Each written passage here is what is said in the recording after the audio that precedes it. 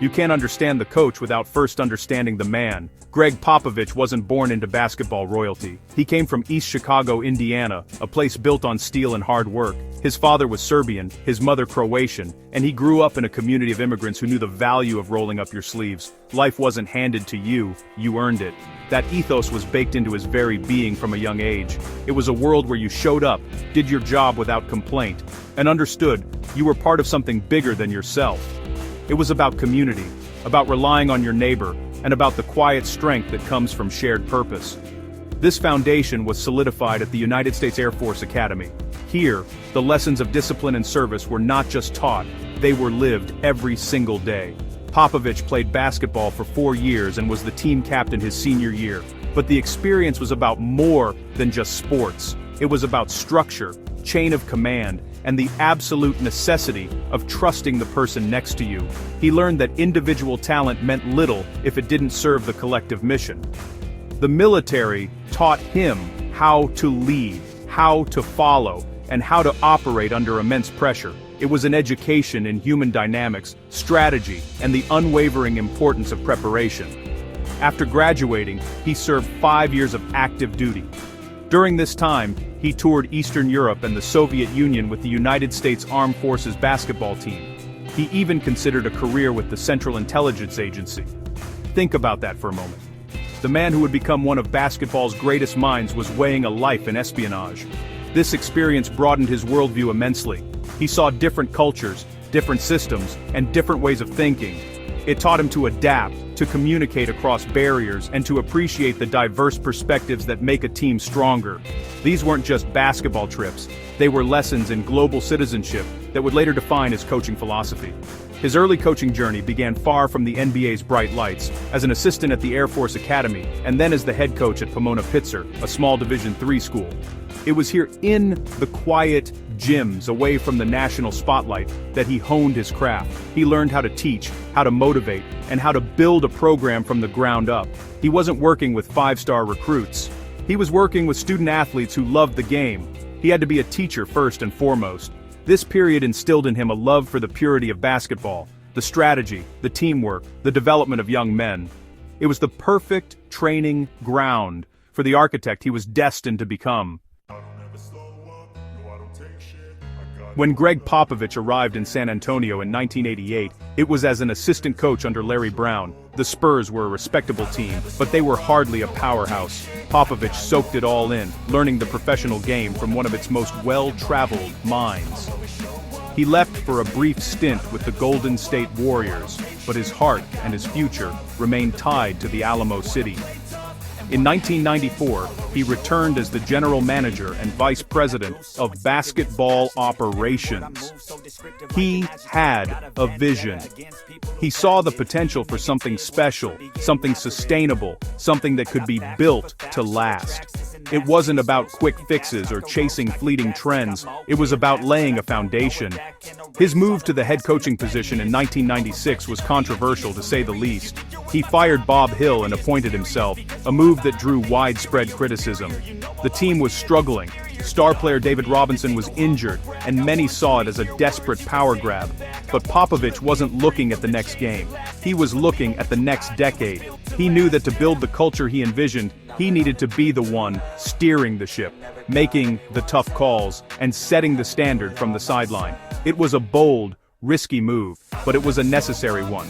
True leadership often requires making unpopular decisions for the greater good of the organization's future. That difficult 1996-97 season, a season of struggle and criticism, turned out to be a blessing in disguise. The Spurs' poor record handed them the #1 pick in the 1997 NBA draft. It was a franchise-altering moment of luck, but what followed was not luck, it was design. Popovich and his staff knew exactly who they needed. They needed a cornerstone, a player with not just immense talent, but also unimpeachable character. The arrival of that player would be the catalyst for everything that followed, the single most important event in the creation of a dynasty. The vision Popovich had for the Spurs was about to get its central pillar. The transformation began immediately. Popovich started to implement his system, a system rooted in the principles he had carried with him his entire life. It was about defense, ball movement, and unselfishness. He demanded accountability from everyone, from the superstar to the last man on the bench. He wasn't just coaching a basketball team, he was building an institution. He was establishing what would become known as the Spurs way. It was a culture shock for some, but for those who bought in, it was the beginning of an unprecedented era of sustained excellence in professional sports, all orchestrated by the new sheriff in town. The 1997 NBA Draft was the moment the San Antonio Spurs Dynasty was truly born. With the first overall pick, they selected Tim Duncan from Wake Forest. On the surface, it was the obvious choice. Duncan was the consensus best player, a polished four-year college star. But for Popovich, it was about so much more than his on-court skills. He saw in Duncan the perfect embodiment of his philosophy. Here was a superstar with no interest in the spotlight. He was quiet, humble, and fiercely dedicated to his craft.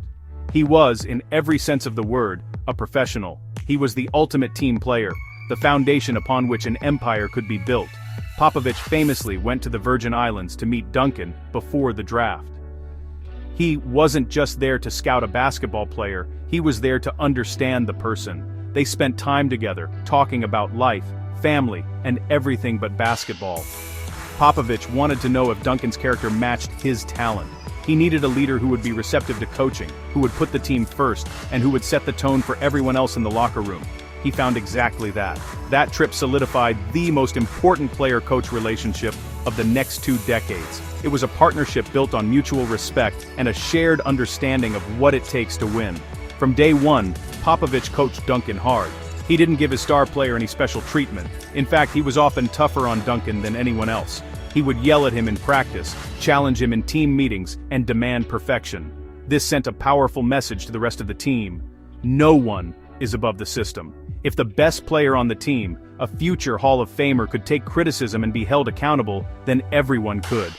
Duncan's willingness to accept this coaching was the secret ingredient. It allowed Popovich to establish a culture of accountability that became the bedrock of their success. The on-court fit was seamless. Duncan's fundamental brilliance, his basketball IQ, and his selfless play were the engine of the Spurs system. He was a dominant force who didn't need to dominate the ball. He made the right pass, set the perfect screen, and anchored the defense with quiet determination. In just their second season together, Popovich and Duncan led the Spurs to their first ever NBA championship in 1999. It was the ultimate validation of Popovich's vision and Duncan's character. The foundation had been laid, and the architect and his cornerstone were just getting started. The dynasty had begun. While the rest of the NBA was largely focused on domestic talent, Gregg Popovich and his general manager, R.C. Buford, were looking at a bigger map. They were pioneers in international scouting, recognizing that great basketball players could be found all over the world. This global perspective was a direct extension of Popovich's own experiences in the military and his travels through Europe. He understood that talent had no nationality, and he was willing to take risks on players that other teams overlooked. This forward-thinking approach became one of the Spurs' greatest competitive advantages for nearly 2 decades. Their first major international success story was a skinny kid from Argentina, selected with the 57th pick in the 1999 draft. A pick so late it's practically an afterthought. That player was Manu Ginobili. No one knew it at the time, but the Spurs had just drafted a future Hall of Famer. Ginobili was wild, creative, and played with a European flair that was unlike anything in the NBA. He was the perfect chaotic complement to the stoic brilliance of Tim Duncan. Popovich learned to harness Ginobili's unique genius, giving him the freedom to be creative within the confines of the team structure. It was a masterclass in coaching adaptability. Just a few years later, in 2001, the Spurs used a late first-round pick on a lightning-quick point guard from France named Tony Parker. He was young, raw, and spoke little English. Many scouts thought he was too small and not a good enough shooter to succeed in the league, but Popovich saw the potential. He saw the speed, the confidence, and the desire to be great. He put Parker through a trial by fire, coaching him relentlessly and pushing him to his limits. It was tough love, but it forged Parker into one of the best point guards of his generation and a 4-time NBA champion. The success of Ginobili and Parker opened the floodgates. The Spurs became a destination for international players, a place where they knew they would be understood, developed, and given a fair chance to succeed. Players like Boris Diaw from France, Thiago Splitter from Brazil, and Paddy Mills from Australia all became crucial components of championship-contending teams. The Spurs locker room became a melting pot of cultures, languages, and basketball styles. Popovich fostered an environment of inclusivity and respect, turning a diverse group of individuals into a cohesive, singular unit. This international legion was a testament to his worldly vision and his belief in the power of a global game. At the heart of the Spurs dynasty lies a simple but profound philosophy known as the Spurs Way. It's a set of principles that, well, I instilled from my very first day as head coach. The first and most important pillar is discipline. Now, this wasn't just about showing up on time, or running drills correctly. It was about a mental discipline, the discipline to stick to the game plan, to trust the system, and to make the right basketball play over the easy one. I demanded precision. Every pass, every screen, every defensive rotation had a purpose. This created a team that was fundamentally sound and honestly, rarely beat itself, a nightmare for opponents to play against. The second pillar is selflessness. On a team I coached, the name on the front of the jersey always mattered more than the name on the back. I worked hard to cultivate an environment where individual statistics were secondary to team success. Players were asked to sacrifice personal glory for the good of the group. This was most famously embodied by Manu Ginobili, a player with the talent of a perennial all-star, who willingly accepted a role coming off the bench for most of his career because, well, it made the team better. This spirit of sacrifice became contagious, really defining the team's identity and allowing them to thrive with a balanced, egalitarian offense. Accountability is the glue that holds it all together. I hold every single person in the organization to the same high standard, starting with myself. I'm famously hard on my players, but I'm equally hard on my own decisions. In this system, there is nowhere to hide. If you make a mistake, if you miss a defensive assignment, you will hear about it. This wasn't about embarrassing players, it was about fostering a culture of responsibility. As Tim Duncan once said, "When I stop yelling at you, that's when you should be worried because it means I've given up on you." This constant push for excellence kept the team sharp and prevented complacency from setting in. This culture extends beyond the court. I genuinely care about my players as people. I encourage them to be curious about the world, to read books, to discuss politics, and to be engaged citizens. Team dinners were famous for their wide-ranging conversations about everything but basketball. I wasn't just developing basketball players, I was mentoring men. This holistic approach built a deep sense of loyalty and trust. Players knew that I had their back, not just as athletes, but as human beings. This created a family atmosphere that made the Spurs Way more than just a philosophy. It made it a way of life. For more than a decade, the San Antonio Spurs were defined by their iconic trio, Tim Duncan, Tony Parker, and Manu Ginobili. They are the winningest trio in NBA history, a testament not just to their immense talent, but to their incredible chemistry and willingness to play together. They were a perfect basketball symphony, each player bringing a unique instrument that harmonized with the others. Duncan was the steady, metronomic beat, the fundamental anchor. Parker was the blistering, up-tempo melody, the driving force. And Ginobili was the wild, improvisational solo, the spark of creative genius. Together, under the masterful direction of conductor Gregg Popovich, they created beautiful music. What made the Big Three so special was their complete rejection of ego. In an era of superstar-driven teams, they were a monument to collective success. Duncan, the two-time MVP, was perfectly happy to cede the spotlight as Parker and Ginobili entered their primes. Parker, the Finals MVP, learned to balance his scoring with his role as a floor general. Ginobili, as mentioned, embraced his role as the sixth man, sacrificing a starting spot and individual accolades for the benefit of the team's rhythm and depth. This shared understanding was nurtured by Popovich, who constantly reminded them that their collective strength was far greater than their individual abilities. Their longevity is staggering. In the fast-paced, transient world of professional sports, they remained together and remained contenders for 14 seasons. This was possible because they grew and evolved together. As they aged, their games changed. Parker relied less on his explosive speed and more on his crafty mid-range game. Ginobili became a more calculated risk-taker. Duncan transformed from a dominant post scorer into the league's most intelligent defensive anchor. Popovich masterfully managed their minutes, resting them strategically throughout the long regular season to ensure they were fresh for the playoffs. This long-term vision preserved their careers and extended the Spurs' championship window. The culmination of their journey was the 2014 NBA championship. It was the perfect embodiment of everything they had built together. They played a style of basketball so beautiful and team-oriented that it was dubbed the beautiful game. The ball moved with breathtaking speed and precision, a dizzying display of passing that left the star-studded Miami Heat helpless. Each member of the Big Three played their part to perfection, but so did the supporting cast. It was the ultimate team victory, a final masterpiece from the greatest trio of their generation. It was a championship won not by superstars, but by a super team, in the truest sense of the word.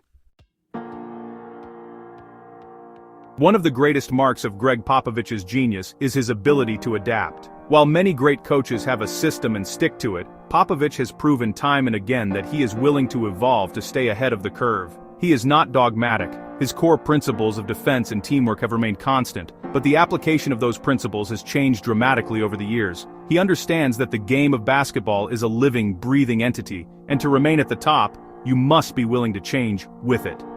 This adaptability is a key reason for the Spurs' unprecedented 2 decades of sustained success. In the late 1990s and early 2000s, the Spurs were a defensive juggernaut. They played a slow, grinding style of basketball built around the twin towers of Tim Duncan and David Robinson. They won championships by pounding the ball inside, controlling the glass, and strangling opponents with their suffocating defense. It was a style that perfectly suited the personnel they had and the era of basketball they were in. They weren't flashy, but they were incredibly effective. They won by imposing their will and physicality on the game, a direct reflection of the league's prevailing trends at the time. As the league started to change, so did the Spurs. With the rise of Tony Parker and Manu Ginobili, the offense began to open up. The pace quickened. The ball started to move more freely. By the late 2000s, they were no longer just a defensive team. They were a balanced attack that could win in a variety of ways. Then, as the three-point shot became a dominant weapon across the NBA, Popovich adapted again. He embraced the pace and space revolution, transforming the Spurs into one of the most efficient and beautiful passing teams the league has ever seen. The 2014 championship team was the pinnacle of this evolution. They played a fluid, motion-heavy offense where every player on the floor was a threat to pass, dribble, and shoot. It was a stark contrast to the ground-and-pound teams of their early championships, yet it was just as dominant. This ability to completely reinvent his team's identity while staying true to his core values is remarkable. Popovich is a lifelong learner, always studying the game, always looking for a new edge. He proves that the best leaders are not the ones with all the answers, but the ones who are always willing to ask new questions and embrace change. Gregg Popovich's influence extends far beyond the wins and losses of the San Antonio Spurs. One of his most enduring legacies is his incredible coaching tree, the vast network of former players and assistants who have gone on to become successful head coaches and executives in their own right. This is not an accident. Popovich actively fosters an environment of learning and empowerment. He gives his assistants real responsibility, allowing them to contribute to game planning, player development, and in-game strategy. He doesn't just want them to follow orders, he wants them to think, to challenge, and to grow. The list of successful coaches who have come from his system is astounding.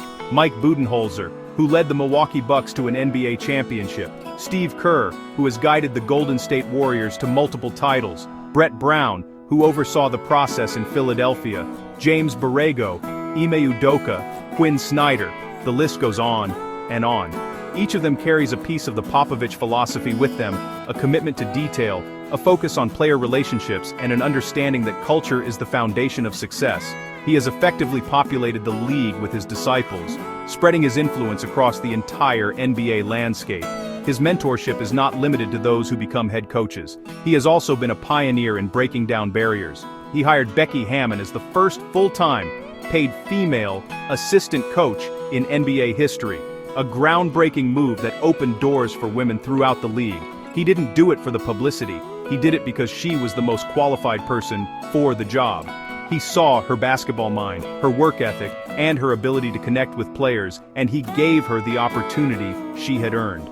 This act of leadership sent a powerful message about equality and meritocracy in professional sports. Ultimately, Popovich's coaching tree is a testament to his philosophy of empowerment. He builds leaders. He understands that true success is not just about what you accomplish, but about the success of those you have mentored. He shares his knowledge freely, invests in the growth of his staff, and takes immense pride in their achievements, even when they are coaching against him. His legacy isn't just in the banners hanging in San Antonio. It's in the huddles and on the sidelines of arenas all across the country.